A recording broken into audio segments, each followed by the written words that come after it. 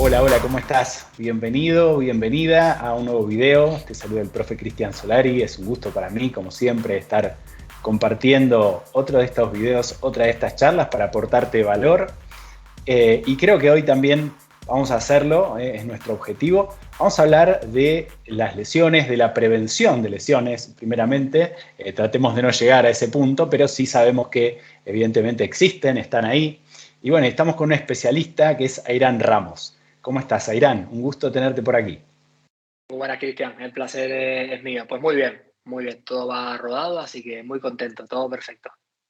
Me alegro mucho. Bueno, Airán lo conozco desde hace muchísimos años. Era pequeño, cuando nos conocimos. Es el hijo de un gran amigo, entrenador, Miguel Ramos, que bueno, hemos trabajado juntos en Tenerife, en Islas Canarias, y bueno, quedó una amistad y bueno, su hijo también en el mundo del fútbol, luego con el paso de los años, desde otra perspectiva, ¿no? Que es la perspectiva de la fisioterapia, que es tan importante, cuánto confían los jugadores en su fisio, cuántas cosas los fisios aportan también al cuerpo técnico, esta figura destacada, ¿no? Aquí en Sudamérica por ahí le decimos en esta zona el kinesiólogo, Sí, pero bueno, allí en España, donde está en este momento Airán, le dicen el fisio, ¿no? Airán que, bueno, que tiene su consulta, tiene varias consultas, una en La Laguna, otra en Punta Larga, que son lugares preciosos que tiene la hermosa isla de Tenerife, donde también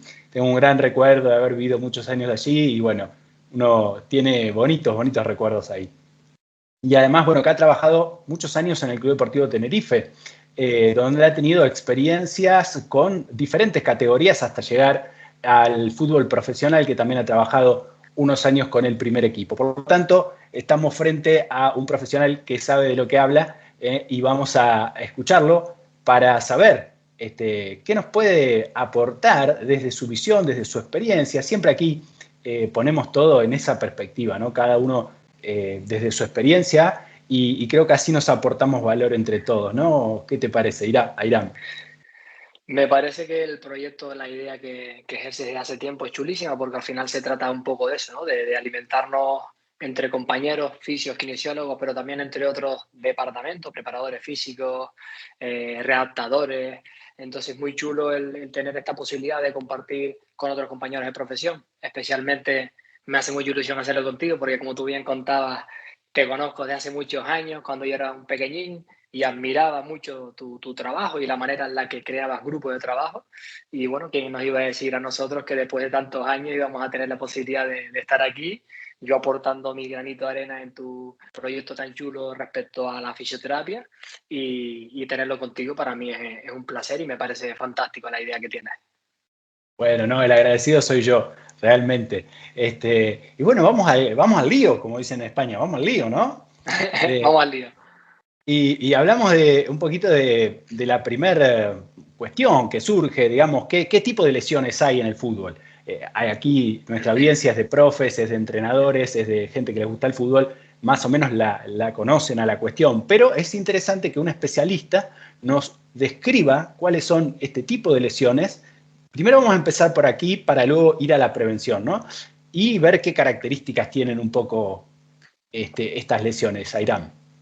Sí, pues mira, te cuento. Es verdad que es importante hacer cierto énfasis en que estuve, como tú bien comentas, un par de años en el fútbol más filial, más formativo, y luego en el fútbol profesional, que ya es un contexto completamente diferente, ¿no? Entonces, referido un poco al fútbol profesional, que quizás es lo que a la gente le pueda llamar más la atención, es un contexto en el que está sometido a presiones constantes porque hay competición semana tras semana, incluso cada 3 días, 2 partidos entre semanas. Entonces, lo primero que habría que diferenciar es lesiones más habituales, lesiones musculares, eso evidentemente lo podemos predecir todos, y luego lesiones capsuloligamentosas, ¿no? Bien lesiones ligamentosas a nivel de tobillo y luego ligamentosas a nivel de rodilla. Pero es verdad que la mayor prevalencia es de roturas musculares y luego dentro de las lesiones musculares habría que hacer otro abanico aparte de miofaciales, miotendinosas, lesiones de intratendón, que ya en base al diagnóstico de ese tipo de lesiones ya varían también los tiempos de recuperación o los tiempos aproximados en los que pueda estar cada jugador. Claro, y como bien dices, muchas veces las más comunes digamos, que nosotros vemos, también lo sabemos por estadísticas, pueden tener que ver más que nada con los isquios, ¿verdad? El isquiotibial es un Sí, músculo. sí, mira, es verdad que son más las prevalentes las musculares, pero durante todo el trayecto de años de fútbol que he tenido, me he sorprendido con, antes del fútbol, imagino, la mayoría de lesiones van a ser musculares y me he encontrado con lesiones muy raras, ¿no? Por ejemplo, luxaciones de hombro, o sea, lesiones muy que Interesante. de fuera no, Que tú no dices que tiene que imaginas. ver esto con el fútbol, ¿no? Claro. Sí, eso es, luxaciones de hombro, mucho, por ejemplo, mucho edema óseo, y eso sí tiene mucho sentido. Al final, el edema Los óseo es como golpes. aquel morado que no sale en la piel, pero en el hueso. Tiene sentido porque al final los futbolistas están sometidos a muchos traumatismos y muchos traumas repetidos, no solo por traumas de otros jugadores, golpes, sino por el propio impacto El del suelo. apoyo, ¿verdad? Eso es. Claro, claro. Entonces, es curioso ver la cantidad de lesiones que es verdad que se desconocen desde fuera, pero que luego dan los mismos problemas o mayores que las propias lesiones, ¿no? Musculares. Volviendo un poco a la temática de la lesión muscular, es verdad que muchas de ellas se dan en isquio, ya sabes que es un grupo muscular, vamos a decirlo, que siempre está en En cierta desventaja, debilidad o en claro. desventaja, es la palabra es desventaja, que luego habría que mirar, y esto es un tema muy, muy largo que abrir, si los isquios son los culpables o son la consecuencia, porque al final es verdad que ahí se puede abrir un abanico muy amplio, ¿no? Es verdad que los isquios suelen ser los que parten de desventaja, habría que entrar a ver si hay asimetrías entre un isquio de una pierna y otro, o incluso asimetría entre un bíceps femoral y un semitendinoso, y entonces eso provoca que el bíceps femoral sea el que parte más de ventaja y rompa más, pero no porque la culpa sea del bíceps, sino porque los semis, que son los isquios que están más por dentro, están más débiles y el bíceps femoral, que es el que va por fuera, externo, tiende a compensar. Sí que es cierto que isquios te encuentras muchos, pero también he visto muchas roturas de cadena anterior, cuádriceps, aductores, quizás en ese orden, como lo hemos contado, y luego también gemelos sólidos, también algunas, pero diríamos que isquio estaría encabezando la lista probablemente. Claro, claro, es así. Y luego también otra de las lesiones que vemos mucho son las lesiones de tobillo, ¿verdad? Esto lo habla mucho Boyle y otros autores que hablan de las cadenas musculares. Ajá. A veces cuando hay un eslabón de esa cadena que está, digamos, más flojo, por llamarlo entre comillas, Uh-huh. ahí es donde viene el problema, ¿verdad? Tobillos has visto mucho también, ¿verdad? Sí, muchos, muchos. Es verdad que al final es otra estructura que está sometida ya no solo a que hay un eslabón débil del propio jugador, que es lo que hay que trabajar, sino porque luego verá que hay factores ya más poco controlables, que es como que reciba un traumatismo o un golpe de un tercero, que es un rival, y ahí es más complicado predecir, ¿no? Es decir, cuando hablamos de prevención de lesiones, es evidente que es un tema que hay que seguir mejorando, pero luego es verdad que siempre me queda la duda, y sería un debate también abrir aquí contigo, de hasta qué punto se pueden prever situaciones o contextos en el campo que sabes que son impredecibles. ¿Me entiendes por Claro, dónde voy, claro. verdad? Sí, sí, sí, Entonces, totalmente. es verdad que de normal se suele trabajar, como tú bien decías, ¿no? El tema de cadenas y tobillos.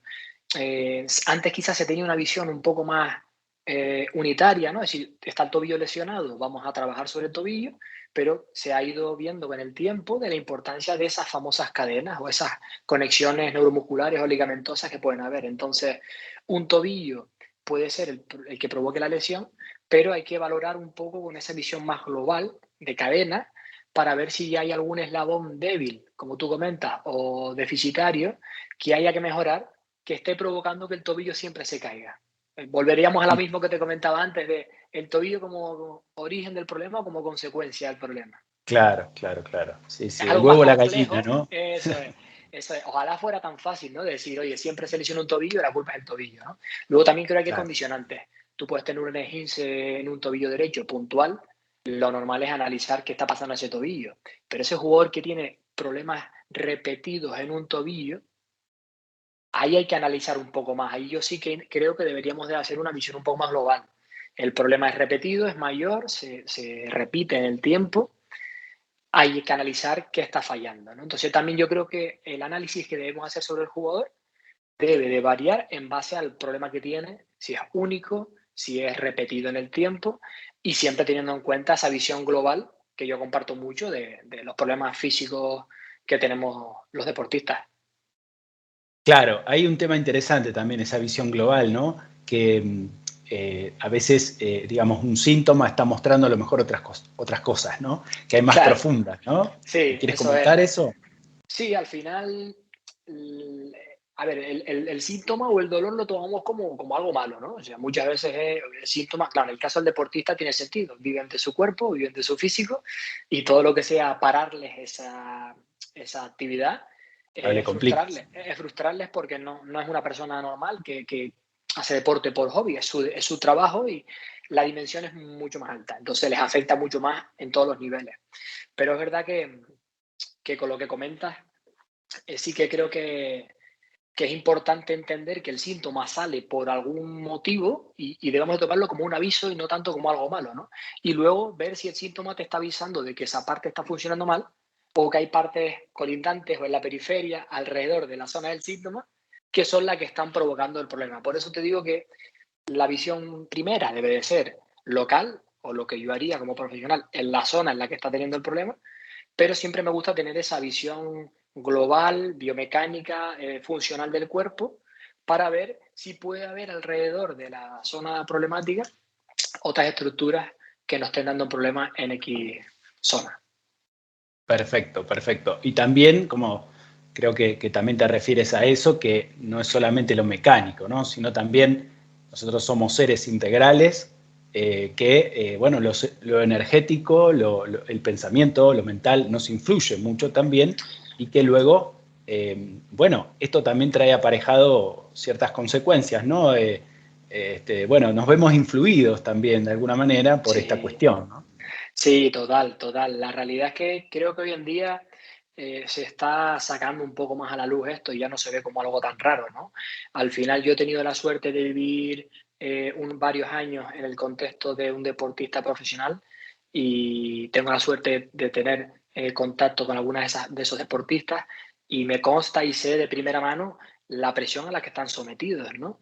Entonces, es verdad que en muchos jugadores llevan bien esa presión, les gusta, les hace ser mejores, pero es verdad que hay jugadores que esa presión o ese contexto social no lo llevan bien. Luego también influye mucho el que, y lo que yo he visto, que ese jugador tenga su red de apoyo cerca. ¿Cuántos jugadores se van a vivir a otros países sin su familia porque no se lo pueden permitir? Y se da un contexto de lesión en ese jugador. Primero habría que entrar en cuánto le puede influir el estado anímico en que se acabe lesionando.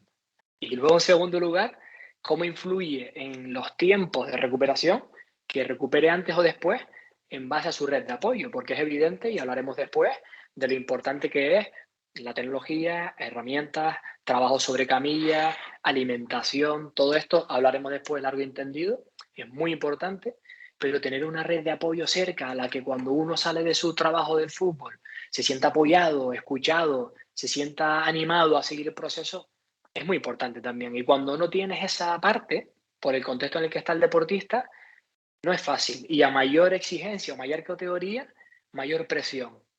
Y no es fácil llevar esa presión. Y yo conozco jugadores que les ha hecho bajar su rendimiento, lesionar o alargar los plazos de una lesión. Claro, somos seres sociales y sobre todo entrenamos personas, ¿no?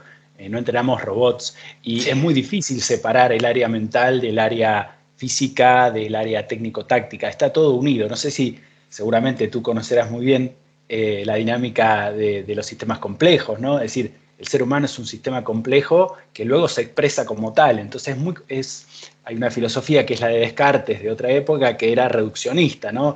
Sacar de la complejidad, dividir para evaluar por separado y después desde allí estudiar. Pero claro, luego en el fútbol todo funciona de una manera compleja y dinámica y luego también el futbolista necesita esa red de contención, como bien dices sí, tú, para la parte social poder de alguna manera sentirse contenido, ¿no? Así sí, que es muy importante. sí. Y luego es verdad que entrando en el contexto de, imaginemos yo soy jugador profesional, me lesiono y al final ahí sí que veo un vacío, Cristian, de que evidentemente el entrenador y el cuerpo técnico necesitan que los jugadores que estén sanos jueguen, ¿no? Y evidentemente la prioridad de un entrenador o de un cuerpo técnico es que contar con los que están bien. Entonces ahí el jugador que está lesionado, que es el que yo más veo, no el que está en el campo, sino que está en la camilla, Claro. queda en un segundo plano. Entonces, ese vacío también, muchos jugadores sentirse ese, me he quedado a un lado, no me siento pertenencia del equipo, les influye negativamente muchas veces también en la recuperación, que por un lado es entendible que el cuerpo técnico priorice en los que están para jugar, pero es verdad que según el perfil del entrenador, incluso hay cuerpos técnicos que consideran que debe de haber un psicólogo o un especialista emocional para ayudar en este tipo de gestiones, pero según el perfil del entrenador, quizás hacen más énfasis porque manejan más esa parte, pero hay otros que quizás no se dan cuenta o no perciben eso como algo importante. Hay perfiles de jugadores que sí que se sienten que no pertenecen al grupo, que parecen personas aisladas. Y ese factor para mí también es muy importante. Es verdad que desde la parcela de la fisioterapia intentas ayudar, pero es verdad que el jugador necesita sentirse partícipe, aunque no esté en el campo como tal. Claro, claro. Yo creo que ahí está mucho el tema del liderazgo, ¿no? El liderazgo es un Sí, punto determinante por parte del cuerpo técnico, sobre todo el entrenador, aquel que, bueno, que tiene esa visión, ¿no? Transversal de saber que el equipo no son los 11 o los 15 y 16 nada más, sino que es todo el grupo. Y cuando todo el grupo se siente parte del equipo, se hace esa piña, como se dice en España, bueno, ahí todo funciona mucho mejor, pero creo que ahí va mucho también de saber ejercer ese liderazgo. Muchas veces se habla de liderazgo y se dice, no, pero se nace líder. No, líder se construye. Yo me he dedicado muchos años a estudiar este tema y te puedo decir que sí, que hay gente que tiene esos dotes de líder, sí, los tiene muy naturalmente, pero por ahí tiene que pulir algunos aspectos, ¿no? Y luego está otro que por ahí no lo tiene y por ahí llega a eso por haber estudiado mucho, por haber entrenado mucho en ese aspecto. Y creo que es un área que los miembros de un cuerpo técnico hoy lo tienen que tener claro porque hay cosas ya en las que no podemos fallar, porque hay mucho conocimiento, mucha información, ¿eh? Y está muy interesante esto que tú has planteado, muy lindo, porque así vamos integrando todas las cuestiones que tienen que ver con la fisioterapia, con el fútbol, con el entrenamiento. Y mencionaste algo muy interesante que es la evaluación, ¿no? La tecnología. Nosotros, digamos, hemos visto mucha tecnología últimamente. Tú, en tu caso, ¿cómo evaluabas a partir de alguna tecnología o cómo evalúas, digamos, a los futbolistas? Pues mira, normalmente, y esto lo chulo y lo interesante sería aplicarlo desde edades jóvenes, porque al final es verdad que si implementas este tipo de trabajo en edades jóvenes, vas a ser mucho más preventivo que si ya lo implementas solo en un equipo Claro, profesional. perdón, me refiero a evaluar para prevenir, ¿no? Ahora vamos a la parte de prevención, ¿no? Vale, Evaluar es para prevenir que se lesione el sí, jugador. Luego eso es. también habrá evaluaciones de ya cuando un jugador está lesionado, pero eso es más Eso es, específico. eso es. Te cuento, mira, normalmente en pretemporada se hace siempre una evaluación individual de cada futbolista, es decir, se tienen como un cóctel o un cúmulo de De test, test. Ujú. test ortopédicos, test, por ejemplo, para cadena posterior, para mirar el grado o la capacidad que tiene para ser flexible esa cadena posterior, de isquios, glúteos y gemelos, sóleos, todo el complejo posterior, test también para la cadena posterior. Es decir, por un lado tendríamos test de flexibilidad o de capacidad de movilizar tejidos, cadena anterior posterior. También tendríamos test para analizar la movilidad en rango articular, de cadera, de tobillo, de rodilla. Y luego también tenemos test que se comparten con la parte de readaptación, eh, más de fuerza, con dinamómetro. Y también se me olvidaba comentar que también se hace un análisis de la postura a nivel estático para ver si se encuentran ciertas asimetrías o algunas alteraciones muy marcadas. Y El también test de test la I, dinámicos. por ejemplo, puede ser uno de la Y, Sí, por ese test. ejemplo, eso es, por ejemplo, test dinámicos de la I. Y luego también es importante tener en cuenta que es importante analizar la estática, pero luego complementarlo con la dinámica, porque cuántas Ahí va. alteraciones vemos en la estática que luego la dinámica no se reproducen. Entonces, se hace una batería de test, ¿vale? Que más o menos conllevan un poco lo que te he comentado, a la par también con un poco con la parte de readaptación, que manejarían más test de fuerzas con dinamometría, y a partir de ahí se saca como un trabajo específico que cada jugador debe de realizar durante toda la temporada para aumentar esa capacidad de prevención y que disminuya el riesgo de lesión. Lo ideal es hacer un TR-test en mitad de temporada, por ejemplo en Navidad, y ver un poco qué cambios o qué modificaciones ha podido haber, porque lo normal es que si hemos trabajado de manera frecuente, se hayan mejorado esos patrones o eslabones débiles, esa movilidad de cadera reducida, ese trabajo de cadena cruzada que estaba débil y podía generar un problema de pubis. Luego es verdad, Cristian, se me olvidaba, aparte de hacer esa valoración específica en rango articular, flexibilidad y fuerza, luego también a lo mejor en nuestro caso pues valorábamos ítems importantes a tener en cuenta para un groin pain, para un pubis, por ejemplo, y se hacían test específicos para el pubis.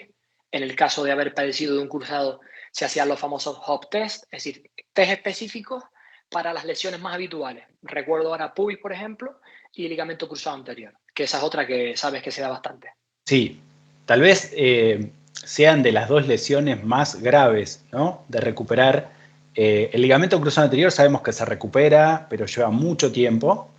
Y el pubis es una lesión compleja y que también tiene que ver con que todos los músculos que se insertan en la zona de la cadera están haciendo una tracción ahí, tanto de la zona posterior, anterior, tú sabes muy bien de lo que te hablo. Sí. ¿Cómo equilibrar todo eso? Porque, mira, aquí había un profesor muy destacado que decía que, claro, el fútbol son todas rotaciones internas y flexiones de cadera. Entonces, claro, la compensación sería hacer lo contrario. No es exactamente así, pero a grandes rasgos sería algo de eso, ¿verdad? Hay matices, lo sé. Sí, te entiendo. Mira, respecto a las dos lesiones, evidentemente cruzado la conocemos como la peor de las lesiones a nivel del tiempo que tienes de baja y es muy frustrante en los inicios, pero tienes una fecha muy marcada de vuelta y siempre se suele cumplir. Es decir, tú sabes que a los 6-7 meses lo normal es que vuelvas. También es cierto que está más que demostrado a nivel literatura que cuanto más tardas en volver, más afianza o más segura está esa plastia y por tanto es más seguro volver, ¿vale? Pero es verdad que tienes unos tipos que sabes que se van a dar y se van a cumplir. El pubis es otra historia. El Claro. pubis hablamos de lesión tendinosa, porque al final no deja de ser una lesión ya de inserción cuando lleva tiempo con nosotros. Y es algo mucho más complejo. Las lesiones tendinosas, para mí, y creo que sobre esto también me querías preguntar, para mí es la más difícil. La más difícil. La más difícil Sí, sí. no de abordarla, que también, por todas las estructuras que influyen, y tú eso lo comentabas, sino de cara al jugador, las frustraciones que le genera que sea una lesión que estés aquí y de repente vuelvas a bajar y vuelvas a subir, porque son lesiones muy asociadas o muy relacionadas con la carga. Entonces, Claro. tienes que Y hilar los muy vicios fino. posturales, Eso es, ¿puede ser? eso es, eso es. Tienes que hilar muy fino con las cargas y luego, evidentemente, una vez te encuentras con ese tipo de lesiones, tener en cuenta todas las estructuras que influyen, no solo a nivel de cadera, sino a nivel de abdomen, oblicuos, rectos, aductores, cadenas cruzadas. Entonces, lo primero cuando tienes una sospecha de ese tipo de lesiones es analizar, porque es verdad que dentro de la pubalgia, o ahora se llama mucho groin pain, tienes como 5 entidades. Tienes una pubalgia asociada más a los aductores, tienes una Claro. pubalgia asociada al recto del abdomen, otro al canal inguinal, otro al psoas y otro a la sínfisis púbica, que es el huesito que está justo debajo del abdomen. Entonces, en base al tipo de lesión que tengas, tendrás un tipo de síntomas determinado.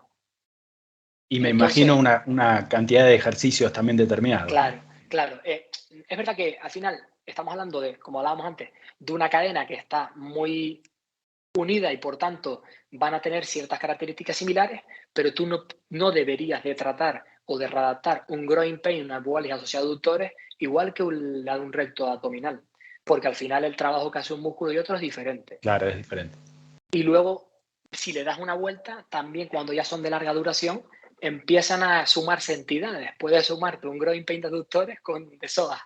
Claro, claro, claro. Entonces Ahí se ahí ya complica más aún. sí, ahí ya se empieza a rizar mucho el rizo y tienes que hacer un abordaje, pues como tú decías, ¿no? Primero analizar cuál es el padrón que está funcionando mal, luego evidentemente hacer una adaptación específica al tipo de lesión que tiene concreta y luego también educar mucho al paciente, en este caso el jugador, porque el jugador está acostumbrado a, si no ha sufrido nunca de lesiones de tendón, a, vale, estos son los tiempos y aquí llego y juego.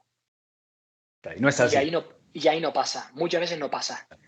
Porque cuando hay prisa en ese tipo de lesiones y no educas sobre lo que debes de sentir en el trabajo de adaptación o, oye, si sientes esto te estás pasando, ten en cuenta que el tendón es una estructura que no duele intraentreno, sino que duele a las horas o al día siguiente porque aguanta bien la carga. Si tú eso no se lo cuentas al jugador, el jugador entiende que le duele es normal, porque estamos con esa creencia también de que el dolor es bueno, eso es que está sanando. Eso pasa mucho también, ¿no? Sí, sí. Entonces, hay que contarle un poco al jugador, oye, tienes este tipo de lesión con estas características, vamos a hacerlo de esta manera. Y luego, evidentemente, muy unido y muy de la mano del jugador, pero son para mí las peores lesiones por la frustración que genera en el menor control que hay de cara a cuándo vuelvo, porque va a depender mucho de cómo responda tu estructura a la carga, y eso es así.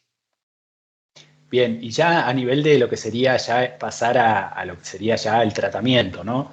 ¿Qué tipo de terapias o tratamientos son los más utilizados para la recuperación? Vamos a suponer de lo muscular, me puedes ¿Vale? decir también tú de lo tendinoso, pero básicamente que por ahí es lo más común cuando hay una Ujú. contractura, algo muscular. Pues mira, te cuento, de normal, ya sabes que esto está muy de moda, el ecógrafo se utiliza como una herramienta de adición, de extra, para confirmar un diagnóstico que se hipotetiza. Tenemos una hipótesis en base a unas pruebas y el ecógrafo o una resonancia se utiliza para confirmar el diagnóstico. A partir de ahí, la mayoría de herramientas que se utilizan, terapia manual, eso evidentemente ya lo sabes. Claro, sí, Luego sí. está muy también utilizada y va muy bien todo lo que es terapia de radiofrecuencia, tipo Indiva, tipo tecarterapia, son trabajos de radiofrecuencia que transmiten energía en forma de calor y lo que hace para que nos podamos entender es, mediante una serie de efectos que generan cadena, hace que los procesos propios naturales del cuerpo para curar sean un poco más rápidos, acelerar esos tiempos que el jugador necesita. Luego, por otro lado, también tenemos terapias más invasivas, tipo punción seca, electrolisis, que es agujas con trabajo más corriente, un poquito más cañero, EPTE, que es una similar a la EPI.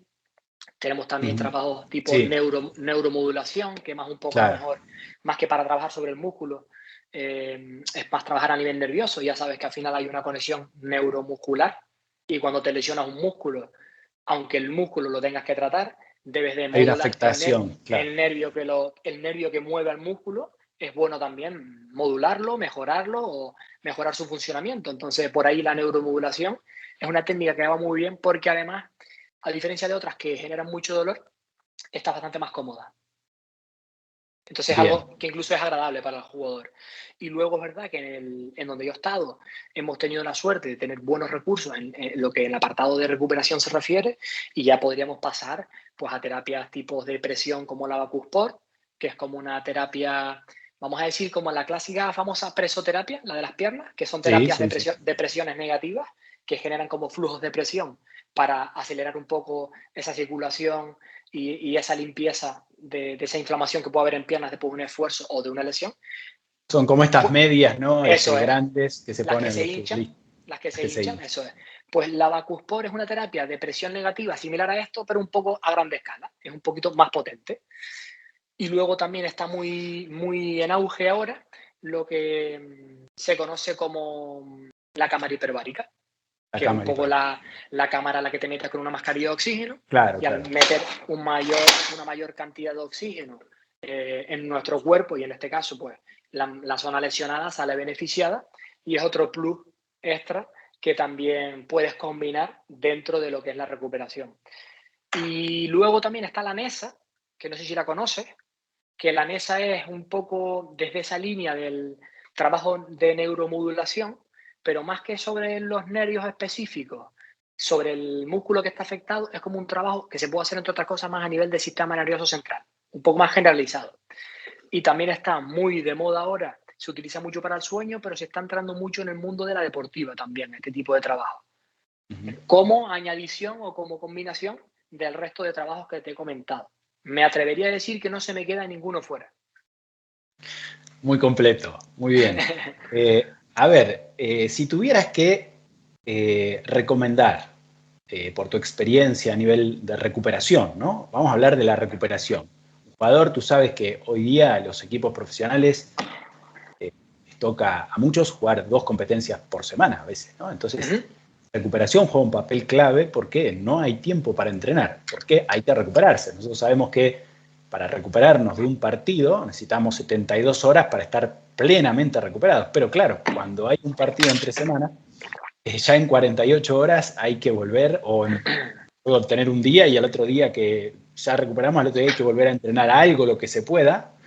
¿Cómo hacemos para recuperar? ¿Hay alguna cosa que vos nos recomiendes? Conocemos la crioterapia, pero en base a tu experiencia, ¿qué es lo que, también la nutrición, la alimentación, ¿no? ¿Qué podemos utilizar?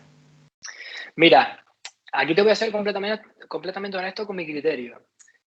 Bajo mi criterio, va a ser difícil encontrar un elemento diferenciador y para mí lo que va a diferenciar es la suma, con sentido y con coherencia, la suma de todas las cosas van a hacer que el jugador haga la diferencia en la competición. No podría decirte, Cristian, oye, mira, esto que hago yo o he hecho Esto, con los claro, claro, jugadores exacto. es la Totalmente de acuerdo. maravilla, es la panacea. Entonces, ¿cuál es el protocolo que solíamos hacer y con el que yo estoy muy de acuerdo? Pues mira, evidentemente el trabajo de camilla. El jugador necesita de soltar, aligerar esas piernas y esos músculos. Luego, evidentemente, combinarlo con todas las terapias que te comentaba antes, tecnología, que puedan ayudar a acelerar ese proceso de descongestión de piernas. Cámara hiperbárica, por ejemplo, ¿no? Cámara hiperbárica y Vacuport, todas las terapias, por ejemplo, de presiones, tipo la Depresión. presoterapia, Claro, las presoterapia. botas que se hinchan. Luego también el tema de meterse en frío, aunque es verdad que con eso hay cierto debate, porque hay veces que no se recomienda después de un entreno, pero después de un partido sí. Ese es otro tema del que podríamos también hablar largo y entendido, pero bueno, la Interesante. crioterapia, podría ser la crioterapia un método para utilizar, un buen descanso y luego también a mí la parte nutritiva, sin ser nutri, pero he convivido con ellos, me parece muy importante. Y ahí sí que te digo que lo que he visto es, por ejemplo, aspectos que para mí sí que pueden generar diferencia y que quizás antes cuando no estaba en el fútbol profesional no conocía. Es decir, por ejemplo, aparte de todo el tema de suplementación que pueda considerar un nutricionista, bebidas que ayudan, por ejemplo, me recuerdo muy curiosamente zumos de remolacha, que son zumos que Claro, ayudan a claro. acelerar ese proceso de recuperación, que al final uno de fuera lo desconoce porque tampoco te has parado a pensarlo. Entonces quizás son aspectos que la gente no conoce tanto. Aportan oxígeno, claro, Eso es, nitritos, nitratos. eso es, Claro. eso es. Entonces son quizás aspectos que la gente externa al fútbol no lo conoce tanto, pero creo que sí que da un plus y de ahí mi reconocimiento al buen trabajo que se puede hacer desde esa parcela de nutrición, porque creo que puede ayudar bastante. Entonces, no sé si respondo a tu pregunta de si hay Sí, algo sí, por supuesto. No, que no, pueda sí. destacar. Es interesante, es muy interesante todo lo que comentas, sobre todo lo de la alimentación también, que bueno, no es directamente tu tema, pero que sí que está relacionado, porque aquí estamos, Sí, la pregunta era recuperarse, ¿no? sí, Y esa ventana que tenemos de las 2 horas posteriores al partido, que el cuerpo es como una sí, aspiradora, ¿no? Que va a sí, absorber. Y yo siempre digo también que es muy importante los alimentos crudos, porque sí, son, como decías tú, como el jugo de remolacha, todos estos zumos de frutas y vegetales crudos que nos aportan no solamente todos los nutrientes que son las vitaminas, minerales, etcétera, también nos aportan oxígeno. El oxígeno no solo se respira, también está en los alimentos crudos. sí, Nos aportan enzimas que son aceleradores del metabolismo, es decir, nos ayudan también a recuperar, y nos aportan electrones. Los electrones son esa parte activa, digamos, que tenemos del átomo, ¿no? Que también nos ayuda a nosotros, que tenemos, como decíamos hoy al principio, no somos solamente un cuerpo físico material, también somos un cuerpo sí, energético y de algo se alimenta ese cuerpo, ¿no? sí, Entonces, esa parte también, que no se habla mucho de este tema porque es más holístico, entonces sí, a algunos le tienen cierto miedo, pero bueno, está bueno empezar a integrar lo bueno de todas las sí. cosas, ¿no? Y no tachar por solamente poner una etiqueta, ¿no? Lo que No, es total. bueno y es bueno para todo. En esas Así dos que horas bueno, que tú comentas, Cristian, en esas 2 horas, para mi gusto, lo más importante, lo que puede marcar más diferencias, para mí es todo lo que puedas recibir claro, de cara de la nutrición o de la alimentación. Porque al final, claro. un jugador se mete en camilla después de una competición de alta intensidad, un partido, y es verdad que le puedes aligerar congestión, soltar piernas, como queramos llamarlo, pero el jugador no va a quedar perfecto de eso que le hagas, porque arrastra un cansancio de 1 hora y media corriendo. El jugador va a llegar, si un partido por la noche, el jugador va a llegar con el éxtasis o la aceleración que le ha generado el partido. Incluso podríamos entrar también en esas dosis o en esas cafeínas que se pueden tomar antes de competir, porque al final te ayuda a aumentar tu rendimiento. Pero Claro, luego la pero luego, contrapartida es que vayas claro, a tu casa y te acuestes a las 4 porque no puedes dormir. claro, el cuerpo siempre busca la homeostasis, ¿no? Si el Claro. estímulo fue muy alto, luego también la recuperación también eh, será más larga o... Necesita más horas para regular y ese regular te impide dormir, sino que, oye, pues tu cuerpo se está bajando en revoluciones, estabas aquí arriba y necesitas unas horas y esas horas a lo mejor te lleva a acostarte a las 4. Entonces, en esas primeras horas post competición, para mí lo más controlable y lo que va a marcar diferencia es todo lo que sea referido a alimentación y nutrición, para mí. Claro, claro. Y Y si soy, alteras y soy también el... fisio, ¿eh? No, no, totalmente. No, no, pero bueno, a ver, Todos sabemos que podemos opinar de manera transversal y hablar de cosas de manera Sí, transversal que por ahí no son nuestro métier específico, por supuesto, porque de hecho, como te decía, yo creo mucho en la integridad, en la integralidad de todo lo que entrenamos y es fundamental. Después, bueno, cada uno se hará cargo, cada miembro del cuerpo técnico se hará cargo de sí, su métier, pero es una locura no permitirle a un miembro del cuerpo técnico que está todo el tiempo observando lo mismo que yo, que opine, es una locura. sí. Que veo mucho eso y me genera cierto como, wow, o sea, no entiendo cómo a veces no hay esa apertura, ¿no? Pero Ya. bueno, ese es otro tema. eh, muy bien, muy interesante esto y bueno, por supuesto, te quería hacer una pregunta muy, muy particular. Ahora se habla mucho del tema del estiramiento post-entrenamiento, el estiramiento post-partido. ¿Qué opinas Sí. de eso? Porque ahora hay una tendencia, he oído algunos estudios también, que se dice que no conviene estirar el famoso Ujú. estiramiento que hacíamos de estos tantos segundos, ¿no? Sí, Para finalizar, sino que conviene esperar que el músculo se recupere unas ciertas eso es, horas y luego estirar. ¿Cómo eso lo es. ves a eso? Mira, eso me parece muy similar a lo que comentábamos antes de meterte en hielo después de un entrenamiento. Será Cuando tú haces depende un, un poco, ¿no? sí, cuando tú haces un entrenamiento, luego competición creo que es diferente, pero cuando tú estás haciendo un entrenamiento para generar ciertas mejoras en X parcela, bien de fuerza o bien de mayor capacidad de elongar el músculo, se recomienda hacer posterior a unas horas porque digamos que todo lo que puedas meter justo al acabar puede interferir y que el cuerpo no genere, interferir negativamente, y que el cuerpo por sí solo no genere esas adaptaciones.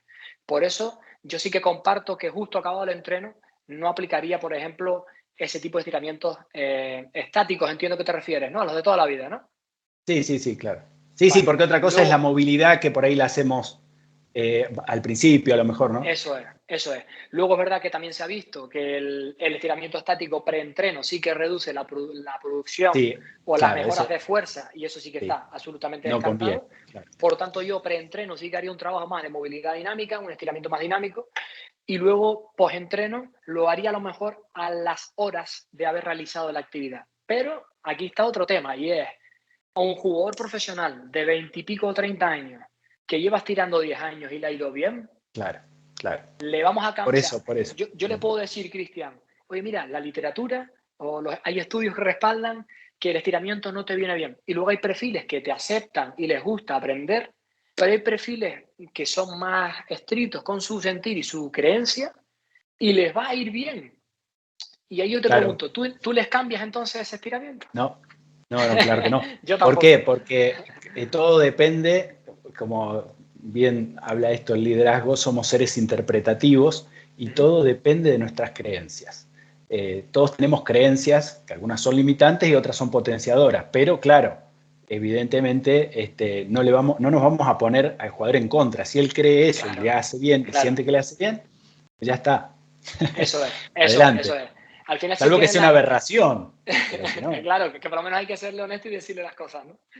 claro. Si él tiene la expectativa de que eso que haces y ha hecho siempre le va a mejorar, le va a mejorar igualmente, aunque la literatura diga lo contrario. Cierto es que, en mi opinión, yo la haría pasada un ratito la actividad y no justo después. Esa es la pregunta y mi respuesta.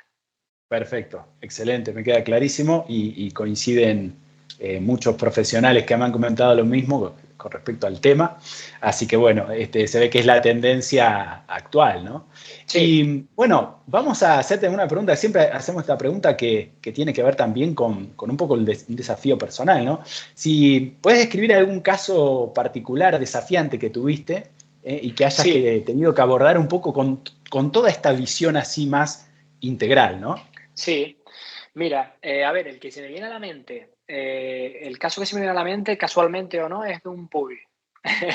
Bien, bien. De un pubis por lo que hablamos, ¿no? Por lo que supone. Y luego pues, por lo que supone también el que haya unos tiempos o una prisa en que ese jugador esté, ¿no? Jugador importante, no estamos hablando de un jugador que entre y salga del equipo, jugador titular indiscutible, importante para el equipo, y que necesita el entrenador y el entrenador te hace saber, necesito a este jugador para esta fecha. Entonces un growing pain, un pubis de media evolución de 2 o 3 meses y conseguimos sacarlo para adelante en 3 semanas. Entonces quizás podría ser ese un reto que a mí me haya gustado. A mí la verdad que me gustan ese tipo de retos, pero no deja de ser una presión extra que tienes añadida pues porque está en un contexto de fútbol y está en un contexto de deportista que tiene que volver.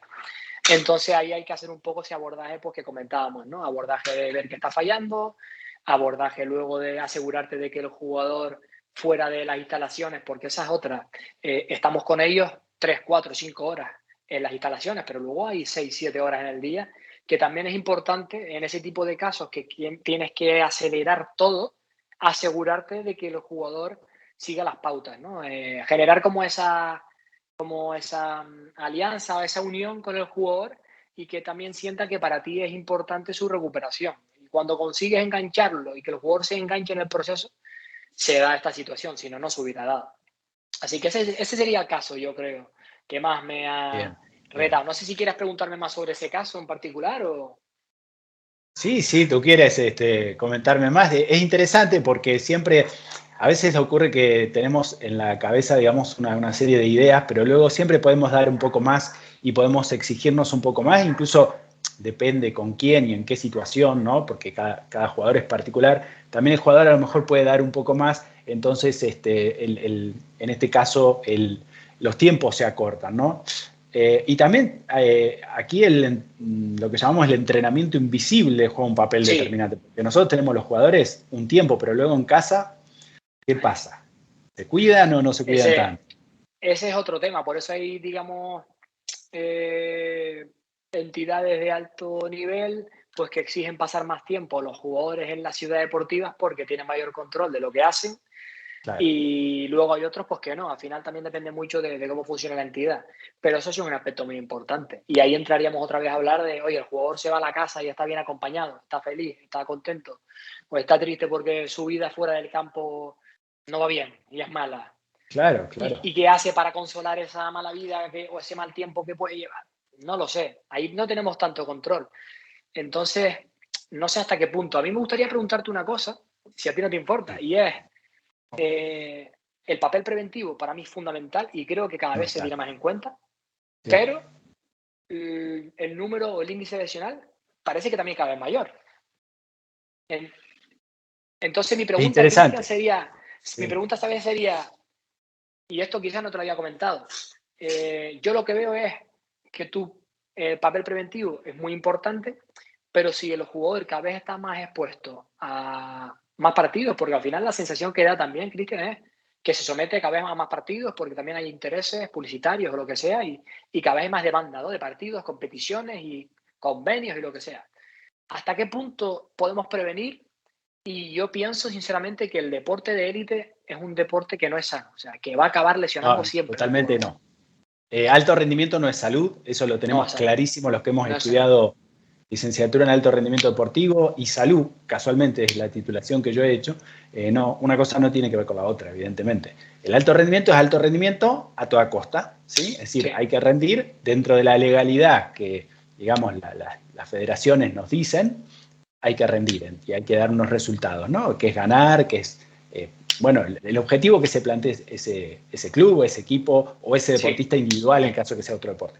Pero es muy interesante lo que tú dices y creo que da para un debate porque ya hemos visto, por ejemplo, en Argentina, hemos visto una cantidad enorme de rotura del ligamento cruzado anterior, que tú sabes que es una lesión Ujú. muy grave y que se da por un montón de factores. Hablando con preparadores físicos muy, muy destacados, que han sido campeones de Copa Libertadores, campeones de aquí de Argentina y de otros países, bueno, gente que tiene un recorrido muy, muy importante, ellos sostienen que es multifactorial el tema. Entonces, y tiene mucho que ver también con la cantidad, ¿no? La carga de tantos partidos. Un jugador te juega Sí, 50, 60, 70 partidos al año, sobre todo los que están en selecciones. Y todo eso al final de un tiempo, de unos años, hay jugadores como sabemos que bueno, después todas las evaluaciones de asimetrías y demás, en algún momento se van a lesionar, tú lo sabes, no sabes cuándo, pero ya lo sabes que se van a lesionar por estadística, lo sabemos. Tú te ríes, sonríes porque sabes que es verdad, porque al yo lo final creo. pasa eso. Pero claro, aquí el debate estaría en que si la dirigencia, si todo aquel que conforma este medio ambiente futbolístico, se tendría que poner de acuerdo para saber cuál es el punto límite, ¿no? Y no Ujú. seguir cargándose a algunos jugadores incluso que son súper importantes para ese mismo club que va a perder mucho dinero si no está en el campo y la gente luego no lo va a ver. O Eso es, se va a perder, no sé, determinados contratos, ¿no? Porque al final, eso es, ¿hasta dónde tiramos de la cuerda, no? Ahí está un poco el eso punto. es. A ver, el papel preventivo es chulísimo y es verdad que por esa parte siempre te puede quedar la sensación de que podemos hacer algo más, como tú comentabas antes, porque al final se siguen lesionando. Incluso parece que los números es que se lesionan más, por no hablar de lesiones específicas como el cruzado, que se están disparando los números una pasada, ¿no? Entonces, claro, tú dices, yo hago un papel preventivo, sé que esto es multifactorial, pero se siguen lesionando. ¿Qué me está faltando o qué nos está faltando? O a lo mejor la pregunta es, ¿Qué nos quizá no está nos está sobrando? faltando. Exactamente. Entonces, a mí también me gustaría dirigir que nos está sobrando, porque creo que hay cosas que hay que cambiar desde el nivel en el que tú y yo estamos pensando, pero luego también creo que el papel preventivo hay que explotarlo especialmente en aquel jugador que se lesiona y ese sí que no puede volver a lesionarse de esa lesión. Yo, Esa re-injury, esa recaída, ahí sí que ya no creo que se deba tanto a que esté expuesto a 3 competiciones semanales, sino que ahí hay algo del proceso que puede haber fallado, creo yo. puede ser, es muy interesante.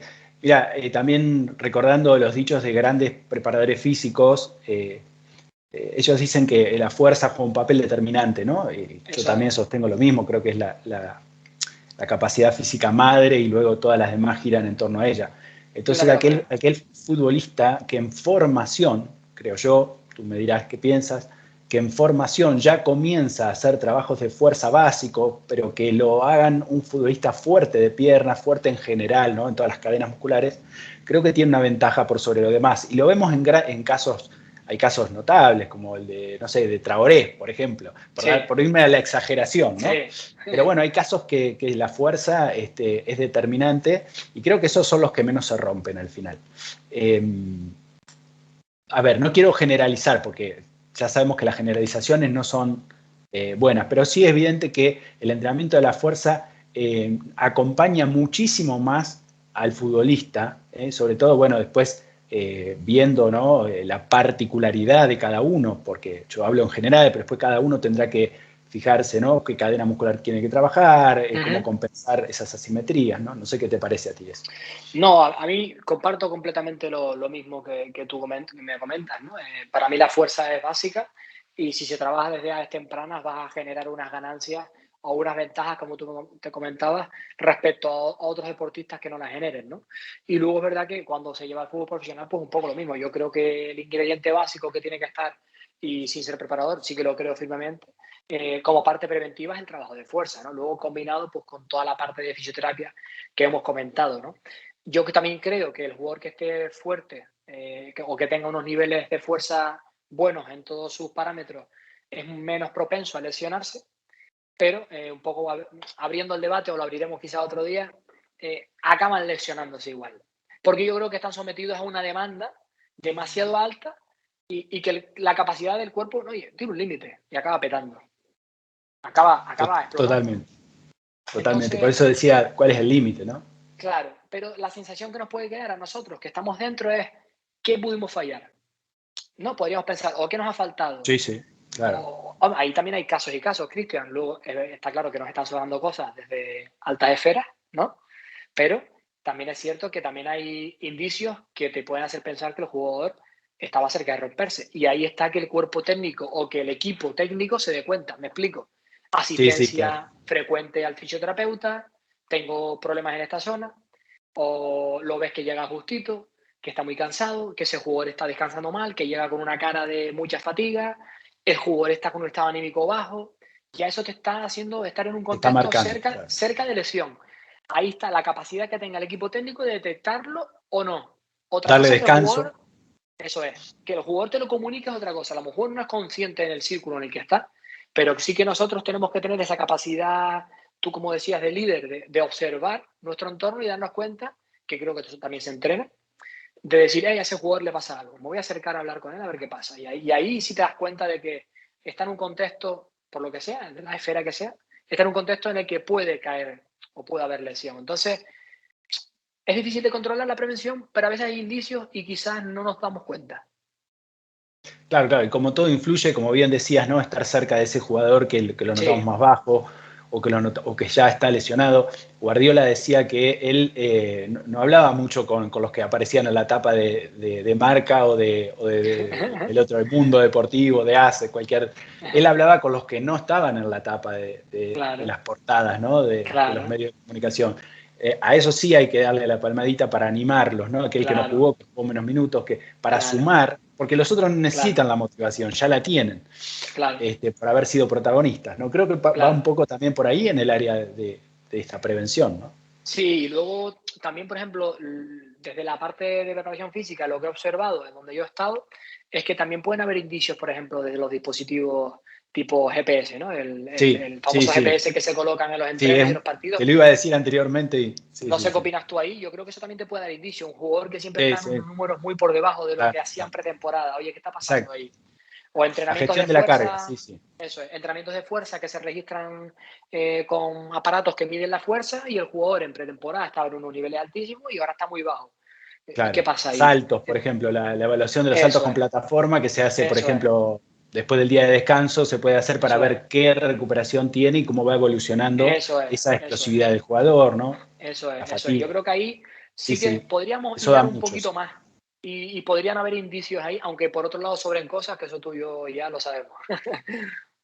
Sí, sí, exactamente, exactamente. Bueno, esto da para largo, porque Sí, son charlas que nos gusta, nos apasiona a los que estamos en este mundo y bueno, aquí con Airam nos explayamos en algunos temas. Seguiría preguntando un millón de cosas, sinceramente, pero bueno, quiero agradecerte muchísimo la charla y bueno, que nos digas en dónde estás en las redes sociales para que la gente te ubique. sí, mira, mi Instagram preferentemente fisio, como suena, no kinesiólogo, fisio, que estamos en España, barra baja, Airi Ramos, con I latina y todo minúscula. Bien. Ahí me pueden encontrar, publico mucho contenido pues, sobre mi profesión, fisioterapia, sobre fisiodeportiva y sobre otras muchas cosas que trabajo en mi clínica. Muy activo en redes, muy activo en redes, sí, Sí, sí. me gusta mucho lo que es todo lo relacionado con las redes sociales porque creo que es una fuente que el contexto actual nos ha dado y nos puede ayudar a ayudar a otras personas y también puede interactuar con profesionales como tú, en este caso. Así que ahí me pueden encontrar. Aportando valor, como digo yo, hay que Sí, aportar valor, aportando ¿no? valor, eso es. Muy bien, bueno, muchísimas gracias y bueno, un saludo a los amigos de Tenerife, que siempre con mucho cariño los recordamos. Hay muchos amigos allí, hay muchos amigos. A tu Déjate padre mucho. especialmente. A tu padre un abrazo grande, a tu familia, a tus Te lo hermanas, mando. a todos. Así que bueno, Gracias. Airam, un abrazo y muchas gracias. Gracias, Hasta la Cristian. Un próxima. placer. Chao, hasta la próxima. Gracias.